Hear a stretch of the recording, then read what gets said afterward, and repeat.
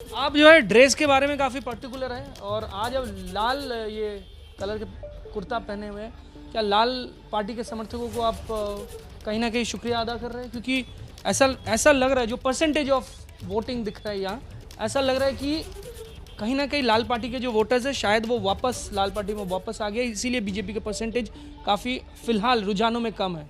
क्या आप शुक्रिया अदा करना चाहते हैं इसीलिए ये ड्रेस? मैं सबसे ये डायलॉग देने चाहते हैं कि मुकम वो खुश होगा कि अगर बीजेपी को थर्ड पोजीशन मिल जाए, क्योंकि बंगाल में ये साबित होना चाहिए ये बंगाल है। दीदीर काछे आछे एदेर वैक्सीन, चुनार बांगला गড়ার নেই কোনো সিন, আমরা 294 তোরা 420 মানে 420, আমরা हीरो। तो ये सोना का बंगाल गुजरात है, बस यही मेरा ये क्या इंस्टेंट लिरिक्स है कि आप तैयार करके रखे हैं? क्योंकि आप इंटरव्यू के लिए कहा 20 मिनट 25 मिनट बैठने के लिए कहा, क्या लिरिक्स तब बनाए, ये इंस्टेंट है? चलिए, गाना तो गाना ही होता है। दिल्ली থেকে প্লেনে করে আসছে করোনা, দিল্লি থেকে প্লেনে করে আসছে করোনা, একটা মোটা একটা দাড়ি চিন্তা করো না, একটা মোটা একটা দাড়ি চিন্তা করো না, দিদির কাছে আছে এদের ভ্যাকসিন, দিদির কাছে আছে এদের ভ্যাকসিন, চুনার বাংলা গড়ার নেই কোনো সিন, আমরা 294 তোরা 420 মানে 420, আমরা हीरो। सवाल काफ़ी सीरियस सवाल। आप यहाँ अगर तृणमूल कांग्रेस जीत हासिल की तो वैक्सीन लोगों को, आप लोगों को ही देना है और ये काफ़ी कठिन चैलेंज है, क्योंकि पश्चिम बंगाल में फ़िलहाल जो स्थिति है, कितना बड़ा ये चैलेंज है अगर तृणमूल कांग्रेस फाइनली जीत हासिल की आप लोगों के सामने, और क्या आप ये जो चैलेंज है, कोरोना का चैलेंज, ये इस चैलेंज को एक्सेप्ट कर पाएंगे? देखिए, मैं तृणमूल का प्रवक्ता नहीं, तृणमूल का एक कैंडिडेट हो, लेकिन अगर तृणमूल जीते, तृणमूल का सबसे बड़ा चैलेंज है कि बंगाल को सारा भारत में 1 नंबर जाएगा ले जाने का। जे सब থেকে कोरोना जहाँ कम है, जो लड़ाई ममता बनर्जी सारा दुनिया में एक ही चीफ मिनिस्टर है जो रोड में निकल के अपना हाथों से दाग लगाते थे, माइक से अनाउंस करते थे, कितना झुकी लिया अपना। आज खुशी की बात है, तृणमूल आगे बढ़ रहे हैं, लेकिन कितना सारे दोस्त, प्रेम, हम लोग का प्यारे रिलेटिव्स, सबको हराया हम लोग। सबसे बड़ा काम है कोरोना को रोकना। मदन मित्रा, आप कह रहे हैं कि अब सबसे बड़ा चैलेंज जो है तृणमूल कांग्रेस के सामने वो है कोरोना को रोकना, लेकिन कहीं ना कहीं ये एक माना जा रहा था कि इस सीट से काफ़ी कठिन है उनके सामने लड़ाई, लेकिन 7वें राउंड के बाद जिस तरह से उन्होंने लीड हासिल कर ली है यहाँ से, अब लग रहा है कि रास्ता उनके सामने काफ़ी आसान है आगे जो राउंड्स है इसमें। कैमरामैन राजेंद्र सिंह के साथ कुंतल चक्रवर्ती, एबीपी न्यूज़, कोलकाता।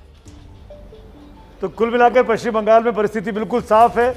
200 पार जो है वो भारतीय जनता पार्टी की बजाय तृणमूल कांग्रेस हो चुकी है और बीजेपी तो अब 80 के आसपास आती हुई दिखाई दे रही है। बीजेपी के लिए, बीजेपी की लीडरशिप के लिए ये चिंता का विषय जरूर हो सकता है। लेकिन इस बीच केरल से एक बड़ी खबर आ रही है। पलक्कड़ सीट से मेट्रोमैन श्रीधरन साहब अपनी सीट पर आगे चल रहे हैं। ई श्रीधरन जो 88 साल की उम्र में चुनाव लड़े हैं, उनको 7000 वोटों की अभी लीड है। पलक्कड़ से भारतीय जनता पार्टी के उम्मीदवार है। बीजेपी उनको मुख्यमंत्री के तौर पर भी पेश करने की मंशा रखती थी। ये अलग बात है कि बीजेपी वहाँ बहुत ही कमज़ोर तरीके से चुनाव लड़ी, उस तरीके से नहीं लड़ी जैसे वो बंगाल में लड़ रही थी। पर श्रीधरन जो है वो 7000 वोट से अपनी सीट से आगे चल रहे हैं। एक ज़माना था, आज से करीब 3-4 साल पहले बीजेपी ने तैयारी बहुत की थी कि केरल में भी दमखम के साथ उतरेंगे। एक रिएक्शन नुपुर शर्मा का ले लेते हैं। नुपुर हमारे साथ बनी हुई हैं। नुपुर, बीजेपी ने एक कोर्स करेक्शन कह लीजिए या कोर्स रियलाइजेशन कह लीजिए, केरल का चुनाव उतने दमखम से क्यों नहीं लड़ा जितना बंगाल या असम का?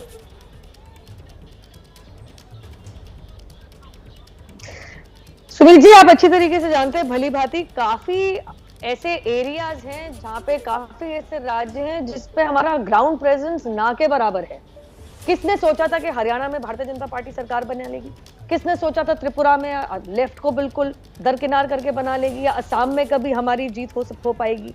अरे किसने सोचा था कि हम 0 से 3, 3 से 10% और 3 सीटों पे भी पहुंच पाएंगे? तब छोड़िए, किसने 2019 में ये तक सोचा था कि 41% का वोट शेयर पाके 22 का गोल रख के 18 सीट आ जाएंगी? तब प्रोजेक्ट करे थे 7 पे अटक जाएगी बीजेपी की सुई, और कहाँ आई 18? मैं अभी भी कहूंगी, मैं जो पढ़ रही हूँ कि 80 सीटों पे तो 1000 वोट से कम का वो डिफरेंस है 80 सीटों पे अभी भी बंगाल के अंदर। और दूसरी बात मैं कहना चाहूंगी, आज जो बंगाल के अंदर हो रहा है, टीवी पे एक जिम्मेदार प्रवक्ता नेता को बैठ के कह देना हम उनसे कहेंगे घर चले जाइए। देखिए, पंचायत चुनाव की गिनती भी हो रही है उत्तर प्रदेश के अंदर। उत्तर प्रदेश की सरकार ने भली भांति लाठीचार्ज करके क्राउड को डिस्पर्स करवाया है। मैं कहूंगी कि आज की तारीख में क्यों नहीं आज की सरकार ऐसा डिसीजन लेके, महामारी चल रही है, अगर यहाँ भारतीय जनता पार्टी के लोग पटाखे फोड़ रहे होते, नाच गाना कर रहे होते, सेलिब्रेशन कर रहे होते, तो आप जानते हैं भली बातें टीवी पे क्या हाहाकार मच गई होती। जैसे कि जब भारतीय जनता पार्टी रैली करती है, प्रचार करती है, वहां कोरोना है, बाकी सब कोरोना मुक्त है, कोरोना प्रूफ है। मैं कृपया करके आप ही के द्वारा कहूंगी, अगर आदरणीय प्रधानमंत्री 23 तारीख को डिसीजन ले सकते हैं कि हम लोग अपनी रैलीज को बंद करेंगे, तो और हम लोग यार असम में हमारी भी तो बढ़त है, कहाँ आप देख रहे हैं सेलिब्रेशन? मैं तो साफ कहूंगी, और पुडुचेरी में भी है, कहाँ ऐसी आपको सेलिब्रेशन दिख रही है, ऐसे flouting of Covid protocol and norms? मैं कहूंगी टीवी पे आके कह देना अपने अपने घर चले जाइए। एक्शन इज नेसेसरी, अदरवाइज ये हो जाएगा कि बंगाल असम में चुनाव प्रचार चल रहा है, महाराष्ट्र और दिल्ली के लिए संक्रमण के लिए ब्लेम। हालांकि मैंने आपसे सवाल केरल को लेके पूछा था नुपुर, जो भी जिम्मेदार आप कोविड पे चली गई, लेकिन मेरा पसंद का सब्जेक्ट है, आप कोविड पे आ गई है, तो let's stick to the covid. Sudipta ji पहले आप जवाब दे दीजिए, फिर मैं नुपुर की बात से एक और सवाल पूछता हूँ। आपने हाथ उठाया, सुदीप्ता। हाँ, ये कोविड के सिचुएशन में जो भी नुपुर जी ने कहा, मैं उससे भली भांति एक सहमत हूँ। और एक छोटा सा प्रश्न है मेरे दिल में उभर रहा है कि ये कोविड के चलते सेंट्रल विस्टा क्यों बनाया जा रहा है? क्या वो रोक नहीं जा सकता था कि उस पैसे से कोविड वैक्सीन या ऑक्सीजन में खर्च नहीं कर जा सकता था? ये एक छोटी प्रश्न है मेरा। जवाब दीजिए नुपुर। मैं जवाब दे दूं इसका? बिल्कुल। सेंट्रल विस्टा का काम रोक के उस पैसे से देश भर के लोगों को फ्री में वैक्सीन लग सकती है, ये पूछ रही है सुदीप्ता आपसे। देश के इंफ्रास्ट्रक्चर डेवलपमेंट प्रोग्राम्स रोके नहीं जाते हैं, और ये पार्टी कृपया करके वो ना बोले जिन्होंने, जिस पार्टी की सरकार ने 84 करोड़ लोगों को के भूखे पेट ना सोए वो लोग, उनके लिए ये प्रावधान भी निकाला था। और इसी राजनीतिक दल ने जो आज केंद्र सरकार में सर्व कर रही है लोगों को 4,500 करोड़ का इन्वेस्टमेंट और इम्पेटस। मेरे ऊपर मत बोलिए मैडम, मैं आपके ऊपर नहीं बोली, मैं आपके ऊपर नहीं बोली मैडम। मैडम चिल्लाइए मत, मैडम चिल्लाइए मत, मेरी बात सुन लीजिए। मैं आप दोनों को रोकूंगा, आप दोनों को रोकूंगा। बड़ी खबर आ रही है, रुकिए नुपुर जी, सुदीप्ता जी रुकिए। पंकज झा के पास बड़ी खबर। पंकज, बहुत बड़ी खबर यह है कि नंदीग्राम से पहली बार ममता बनर्जी ने शुभेंदु अधिकारी पर बढ़त बना ली है। अभी ये बढ़त बड़ी ही छोटी हो, 1500 वोटों से वो आगे चल रही है शुभेंदु अधिकारी से। पहली बार नंदीग्राम से शुभेंदु अधिकारी ममता के मुकाबले पीछे आगे थे, तो आपको छोटी बढ़त नहीं बोल रहे थे, इनकी बढ़त को आप छोटी बोल रहे हैं। नहीं, मैं तो पहले से कह रहा हूं कि धीरे धीरे जब खुलेगा तो चीजें बदलेंगी। अभी तो 1500 छोटी बढ़त क्यों बोल रहे हैं? बढ़त बना ली है ना। हाँ, बढ़त बना ली है। तो जब शुभेंदु अधिकारी 1500 से आगे थे, उसको भी छोटी बोलना चाहिए था आपको। तो कुल मिलाकर देखा जाए तो ममता बनर्जी पहली बार नंदीग्राम पे आगे निकल गई हैं। शुभेंदु अधिकारी पीछे चल रहे हैं। शुभेंदु 1500 वोट से पीछे हो गए हैं। ये सुबह से लेकर अब तक बीते 5 घंटे की वोटिंग के बाद, इनफैक्ट लगभग 5 घंटे होने आ रहे हैं, पहली बार ऐसा हुआ है जब ममता बनर्जी ने शुभेंदु अधिकारी को पीछे छोड़ा है। नंदीग्राम की सीट पर वो चुनाव लड़ रही हैं। अपनी सीट बदलकर चुनौती स्वीकार करते हुए शुभेंदु अधिकारी की सीट पर गई, चुनाव लड़ा नंदीग्राम में, और अब वो आगे हो गई हैं। सुदीप्ता जी और नुपुर शर्मा मेरे साथ बनी हुई हैं। रुमाना के पास खबर है, बड़ी खबर आ रही है। देबरा हाई प्रोफाइल सीट, जहां पर 2 पूर्व आईपीएस अफसरों की टक्कर हो रही थी, और इस सीट पर पहले हमने आपको बताया था कि भारती घोष बीजेपी उम्मीदवार आगे चल रही हैं, और इस वक्त बड़ी खबर ये आ रही है कि देबरा से भारती घोष पीछे हो गई हैं।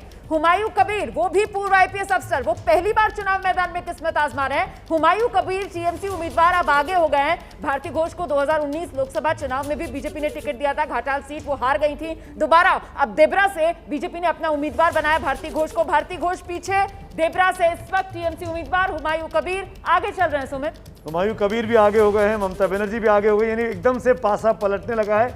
और अब सब कुछ जैसे कि स्टार्स चेंज होते हैं ना, एक वक्त बदलता है, तो टीएमसी का वक्त बदला है। पार्टी 200 के ऊपर जा चुकी है। ममता बनर्जी लीड कर रही हैं, हुमायूं कबीर लीड कर रहे हैं, भारती घोष पीछे चल रही हैं, शुभेंदु अधिकारी पीछे हो गए हैं। तो कुल मिलाकर चीज़ें जो हैं वो पहली बार अब पूरी तरीके से टीएमसी के फेवर में जाती हुई दिखाई दे रही हैं। और इस बार को यहाँ कहना पड़ेगा, नुपुर शर्मा से पूछते हुए मैं कहते हुए पूछूंगा, नुपुर, अब कहीं ना कहीं कुछ ना कुछ जो एंटी इनकम्बेंसी की बात की जा रही थी, कट मनी की बात की जा रही थी, परिवारवाद की बात की जा रही थी, भाईपों की बात की जा रही थी, वो तमाम चीज़ें चलती हुई दिखाई नहीं दी हैं। जनता को विकास चाहिए, विकास का एजेंडा चाहिए। विकास के एजेंडे की बात तो सिर्फ हम कर रहे थे, मुझे बता दीजिएगा बाकी कौन सा विकास के एजेंडे की बात कर रहे थे? प्रधानमंत्री को थप्पड़ मारूंगी और चंडी पाठ कर लेना अपने नॉमिनेशन की रैली के अंदर, ये सब हम तो नहीं कर रहे थे। टेम्पल टूरिज्म कर लेना, पूजा पाठ कर लेना, ऑल ऑफ अ सडन याद आ गया उनको भगवान भी कोई चीज होती है, हिंदू भी कोई चीज होती है। चुनाव के 6 महीने पहले आपको याद आया, रे इमाम मुअज्जिन को तो हमने स्टाइपेंड दे रखा है, हिंदू ब्राह्मणों को भी पूछ लो। ये हमने तो नहीं किया, ये जिसने किया आप उससे पूछिए। विकास की बात हमने करी थी, आपने मेरी बात पूरी नहीं होनी थी, लेकिन मैं तो जरूर पूछूंगी, जो हेल्थ इंफ्रास्ट्रक्चर पे बजट से 1% से भी कम प्रोपोर्शन क्यों बोल रही है? इंटॉलरेंट क्यों हो रही है? ये उनके ऊपर चिल्लाइए जो सड़क के ऊपर कोविड प्रोटोकॉल फॉलो नहीं कर रहे। मैडम पंकज झा के पास एक और अपडेट आ गया है। नुपुर, पंकज झा के पास एक और अपडेट आ गया है। ये जो केंद्रीय मंत्री बाबुल सुप्रियो कोलकाता के टॉलीगंज सीट से चुनाव लड़ रहे हैं, वो 25,000 वोटों से टीएमसी के उम्मीदवार से पीछे चल रहे हैं। तो ये जो दांव चला था बीजेपी ने कि अपने सांसदों को उतारने का चुनावी मैदान में, वो लगता है दांव इस बार फुस हो गया है। बाबुल सुप्रियो 25,000 के अंतर से पीछे हो गए हैं। और विधानसभा चुनाव में 25,000 का जो ट्रेल होता है वो वाकई में बहुत बड़ी ट्रेल होती है, बहुत बड़ा पिछड़ापन होता है। क्या उसको कवर अप कर पाएंगे? ऐसे स्थिति में अमूमन होता नहीं है, लेकिन चुनाव है, कुछ भी हो सकता है। जब तक आखिरी वोट काउंट नहीं होता तब तक उम्मीद रखनी चाहिए हर कैंडिडेट को, हर पार्टी को। लेकिन नुपुर, सुबह के वक्त में जो परिस्थितियां थी 8, साढ़े 8, 9 बजे तक, जब मेरे ख्याल से पोस्टल बैलेट चल रहा था, तब वो आपको सूट कर रहा था। 10 बजे के बाद परिस्थितियां बिल्कुल बदल गई हैं, अंतराल बढ़ते जा रहे हैं, डिफरेंसेस बढ़ते जा रहे हैं और आपके अगेंस्ट में सब जा रहा है। देखिए सुमित जी, ना मैंने तब इलेक्शन कॉल किया, ना मैं अब करूंगी। मुझे अच्छी तरीके से याद है बिहार 2020 में क्या हुआ था। आपके ज्वाइन करने से पहले अतुल अंजान जी बैठे थे, शायद उन्होंने ये बात कही थी कि लास्ट मिनट पे 40 वोट का अंतर आया था। इनफैक्ट रिजल्ट अगले दिन क्लियर हुए थे। ये इलेक्शन कमीशन का नया प्रोटोकॉल है, महामारी को मद्देनजर रखते हुए इसमें काउंटिंग डिलेड होती है। पहले महामारी के पहले जब भी चुनाव होते थे, हम लोग 1-2 बजे तक चुनाव, आप लोग भी कॉल करते थे, हमें भी स्पष्टता आती थी जी। आज वैसी स्थिति नहीं है। मेरे हिसाब से अगर 30 राउंड में 10 राउंड भी काउंट नहीं हुए हैं और अगर कुछ लोग इलेक्शन कॉल करना चाह रहे हैं तो करें, हम तो ऐसी गलती नहीं करेंगे। यहाँ बैठ के हमें अच्छी तरीके से पता है, इन चीजों में, खासकर बिहार के चुनाव के रिजल्ट के बाद इन चीजों में टाइम लगता है। देखिए नुपुर जी के हालत में मुझे समझ में आ रहा है, लेकिन हताशा जो होते हैं ना, तो हताश होते ही चिल्ला आप रही है, हालत मेरी समझ आ रही है। चिल्ला आप रही है, हालत मेरी समझ आ रही है। वाह, चिल्ला आप रही है, हालत मेरी समझ आ रही है। दूसरों के ऊपर बोल रही है, हालत मेरी समझ आ रही है। बहुत बढ़िया, बहुत बढ़िया मैडम, बहुत बढ़िया। नुपुर जी, आप मेरे ऊपर चिल्ला रही है शुरुआत से और हालत मेरी समझ आ रही है। हाँ, आप इतना झूठ बात बोले, विकास का बात आप बोले, विकास तो इंडिया में हुआ ही नहीं, बेरोजगारी का देश मर रहा है और आप विकास की बात कर रहे हैं। एकदम विकास, बता दीजिए झूठ बोल रही हो, 30 काउंट हो गए। कौन सा विकास? नहीं, आप बता दीजिए मुझे पूरे 30 काउंट हो चुके हैं। आपसे एक सवाल पूछ रही हूँ। वेट करिए नुपुर, सुदीप्ता, एक साथ मत बोलिए। वैसे ही हम लोग ऑनलाइन जुड़े हुए हैं, इंटरनेट कनेक्टिविटी के इश्यूज हैं। इस बीच में एक बड़ी खबर आ रही है, बड़ी खबर आ रही है। अखिलेश यादव जो कि यूपी में पूर्व मुख्यमंत्री हैं, नेता हैं समाजवादी पार्टी के, उन्होंने ट्वीट किया है और कहा है कि दीदी ओ दीदी का मुंहतोड़ जवाब दिया है बंगाल की जनता ने। दीदी ओ दीदी प्रधानमंत्री मोदी कहा करते थे अपनी रैलियों में, उस पर निशाना साधा है अखिलेश यादव ने और कहा है कि दीदी ओ दीदी का मुंहतोड़ जवाब दिया है बंगाल की जनता ने। इसी नोट के साथ जी पंकज एक फटाफट। चीज और भी है, उन्होंने एक हैशटैग ट्रेंड करा रहे हैं, दीदी जियो दीदी।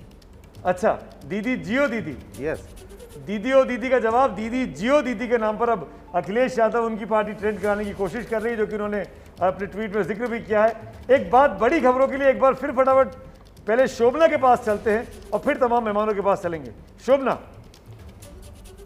बहुत बहुत धन्यवाद सुमित। और आप देख सकते हैं ये बंगाल की प्रसिद्ध इमारत विक्टोरिया मेमोरियल के बाहर मैं खड़ी हुई हूँ। आंकड़े भी लगातार आप दर्शकों तक पहुंचा ही रहे हैं। जो बड़ी बातें हैं, क्या मायने हैं ममता बनर्जी के लिए इस जीत के, वो भी समझना बेहद ज़रूरी है। और आंकड़े जो हैं पहले वो बता देते हैं। बंगाल में ममता का जादू अभी भी बरकरार है। अगर 208 सीटों पर टीएमसी ने बढ़त बनाई हुई है तो कहीं ना कहीं ये साफ है कि दीदी का जादू जो है वो अभी भी बंगाल में बरकरार है। तीसरे टर्म के लिए दीदी आएंगी। अब तो नंदीग्राम में भी बढ़त दीदी ने बना ली है, तो अब कोई मॉरल विक्ट्री या मॉरल डिफीट की बात भी नहीं होगी। तो बंगाल में ममता बनर्जी का जादू बरकरार है। जो दूसरी बड़ी उनकी अचीवमेंट अगर कही जाए तो वो ये है कि अब वो विपक्ष के लिए यानी मोदी के खिलाफ वो सबसे बड़ा चेहरा है। अब अकेले अपने दम पर बीजेपी को उन्होंने पछाड़ दिया है। बीजेपी का कौन बड़ा नेता ऐसा नहीं था जो चुनाव प्रचार के लिए ना पहुंचा हो, चाहे योगी आदित्यनाथ हो, चाहे स्मृति ईरानी हो। सबसे तेज नतीजे आप देख पा रहे हैं। कोरोना मीटर भी साथ साथ चल रहा है और चुनाव के आंकड़े भी साथ साथ चल रहे हैं। और भारतीय जनता पार्टी जो कि पश्चिम बंगाल में ना के बराबर पार्टी थी, वो आज 80 विधानसभा सीटों पर लीड लेती हुई दिखाई दे रही है। बीजेपी इसको आधा गिलास भरा हुआ कह रही है, लेकिन बीजेपी के विरोधी इस पिक्चर को ऐसे पेंट कर रहे हैं जैसे बीजेपी सब कुछ हार चुकी है। भारतीय जनता पार्टी ने वस्तुस्थिति ये है कि उसने अपने असम का राज्य वापस बचा लिया है। लगभग उसी परफॉर्मेंस को रिपीट किया है जो पिछली बार था, जो कि 2/3 बहुमत वाला है। केरल में उसके नेता जिनको ई श्रीधरन, जिनको चुना गया मेट्रोमैन के तौर पर चुनाव लड़वाया गया, वो अपनी सीट पर आगे चल रहे हैं। वहाँ पुडुचेरी में भी बीजेपी का जो गठबंधन है वो लीड कर रहा है, सरकार बना सकता है ऐसा माना जा रहा है। लेकिन हाँ, तमिलनाडु में ऐसा नहीं है। बीजेपी और एडीएपी का गठबंधन चुनाव हार रहा है, ये साफ तौर पर समझ में आ रहा है। एक रिएक्शन लेना चाहूँगा इसी नोट पर, इस बड़ी पिक्चर पर, दिबांग से हमारे साथ जुड़े हुए। दिबांग सुबह से। दिबांग, पश्चिम बंगाल के मद्देनज़र बीजेपी के परफॉर्मेंस को अब आप कैसे आंकेंगे? इसको आधा गिलास भरा हुआ देखा जाए या पार्टी चूक गई?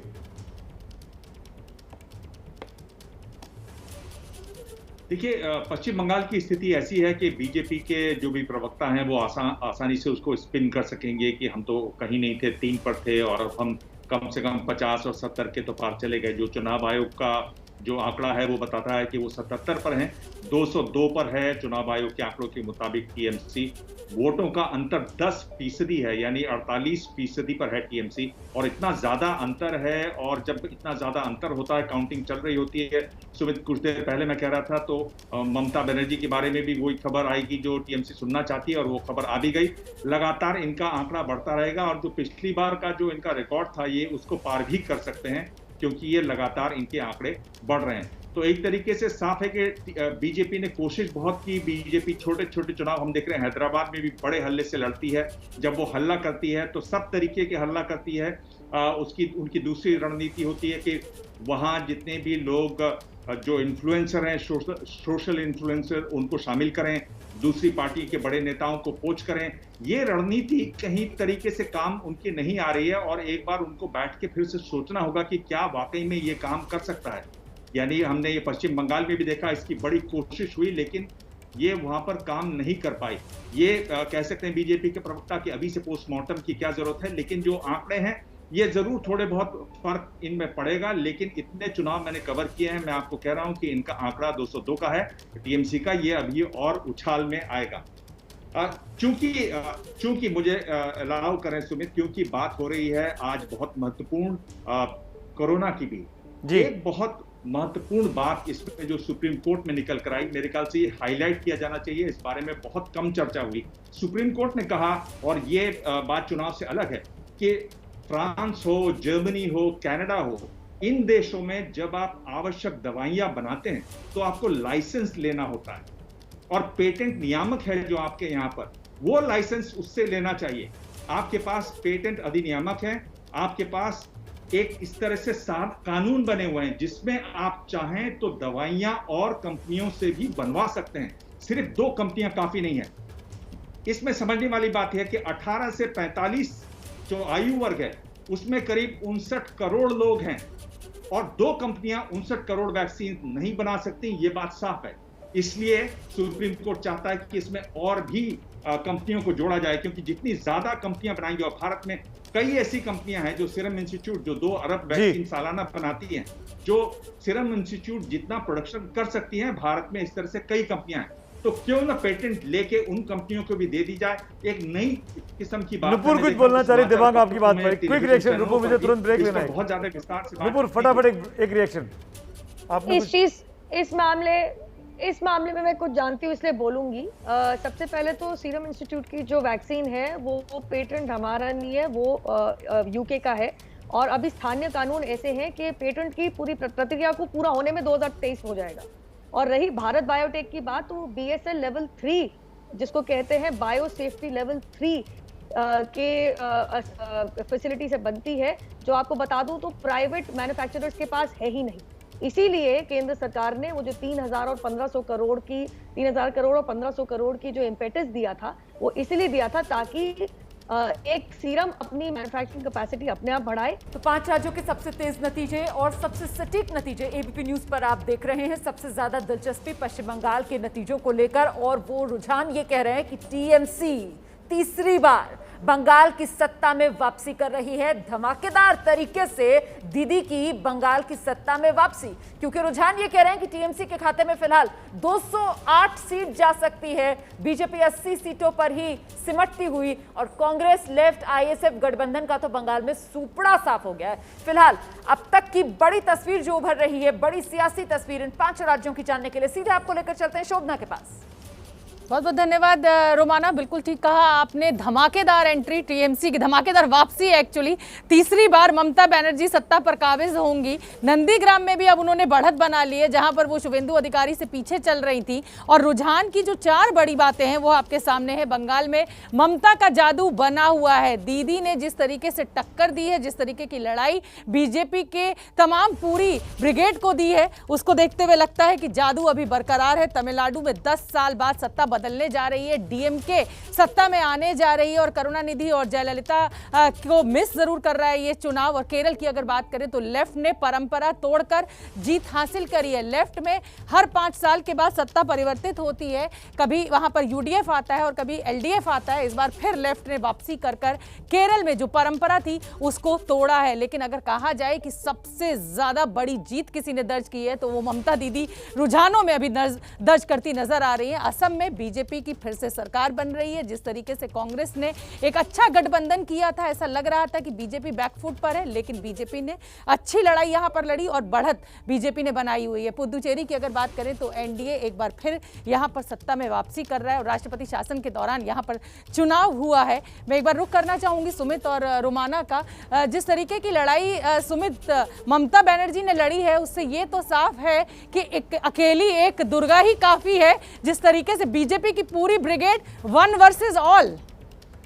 हाँ, मतलब हम ये कह सकते हैं बिल्कुल कि आज जब ममता जीत रही है, टीएमसी जीत रही है, तो ये इंटरप्रिटेशन भी निकाला जा सकता है। लेकिन हमको ये नहीं भूलना चाहिए कि पश्चिम बंगाल बीजेपी का राज्य कभी नहीं था। बीजेपी बीते 4-5 सालों के अंदर ही वहाँ पर ज़मीन अपनी तलाश रही है, और आज 4-5 सालों के अंदर अगर भारतीय जनता पार्टी वहाँ 70-80 सीटों तक पहुँच रही है, लेफ्ट खत्म हो जा रहा है, कांग्रेस जैसी बड़ी पार्टी जो सालों साल देश में रही वो खत्म हो जा रही है, तो साफ तौर पर इशारा कर रहा है कि बीजेपी के लिए पश्चिम बंगाल में अपनी जगह मजबूत कर रही है, बना रही है, जो उसको 2024 के लोकसभा चुनाव में भारतीय जनता पार्टी को काम भी आ सकता है। खबर ये भी आ रही है कि कांग्रेस और लेफ्ट का जो गठबंधन जो 2 पे आगे दिख रहा है, ये दोनों की दोनों सीटें कांग्रेस के खाते की हैं, इसमें एक भी लेफ्ट नहीं है। आप समझ सकते हैं कि लेफ्ट का सीपीएम सीपीआई का जो वो केरल में सरकार बना रहे हैं, वो पश्चिम बंगाल में अपना सब कुछ गंवा रहे हैं। स्थिति वो हो चुकी है। हमारे साथ तृणमूल कांग्रेस के प्रवक्ता मानव जायसवाल भी जुड़ गए हैं, विकास भदौरिया भी मेरे सहयोगी जुड़े हुए हैं, दिबांग भी जुड़े हुए हैं। मानव, जब तक सेटल हो तब तक एक विकास से सवाल लेना चाहूँगा। विकास, भारतीय जनता पार्टी हमने तमाम प्रवक्ताओं को सुना, बीते 2 घंटे से वो अपना कह रहे हैं कि ग्लास आधा भरा हुआ है। आप पार्टी कवर करते हैं, आप तमाम नेताओं के नज़दीक में उठते बैठते हैं। मैं आपसे पूछना चाहता हूं, क्या वाकई में बीजेपी मन ही मन इन नतीजों पे खुश होगी, संतुष्ट होगी, या चिंतन करेगी, मनन करेगी कि चूक गए, मौका अच्छा था? कि देखिए, बिल्कुल जो अभी का नेतृत्व है वो निश्चित रूप से इस पर संतुष्ट नहीं होगा। हाँ, इससे पहले का नेतृत्व होता तो शायद वो कहता, और अभी भी शायद टेलीविज़न पर या साउंड बाइट में कहेंगे कि हमने तो देखिए 3 से शुरुआत की थी, हम 80 पे हैं, 90 पे हैं, जो भी फाइनल आंकड़ा होगा। लेकिन ये नेतृत्व इस आंकड़े से संतुष्ट नहीं होगा।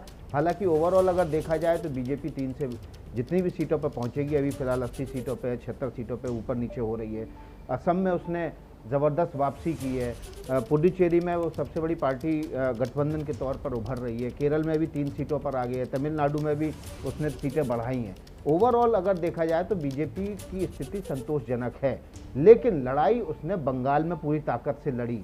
बंगाल में उसको दोबारा फिर एक बार एंट्री लेके सत्ता पर काबिज होना था, जहां पर उसने तमाम कोरोना काल के दौरान पूरी राजनीतिक फर्टिनिटी से लेकर और सामाजिक कार्यकर्ताओं से लेकर सबकी आलोचना झेली कि आप कोरोना काल में इतनी बड़ी बड़ी रैलियां क्यों कर रहे हैं। पूरी ताकत लगा रखी थी। अब उस ताकत के अनुरूप अगर परिणाम नहीं आए तो जाहिर तौर पर संतोष नहीं होगा। हालांकि अभी भी यही कह रहे हैं कि अभी तो 6 और 7 राउंड हुए हैं, आप देखिए 20-22 राउंड तक जाएगा, कुछ कुछ सीटों पे ज़्यादा राउंड होंगे, 25 से 30 राउंड होंगे, तो अभी नतीजे आने दीजिए, अभी तो रुझान है।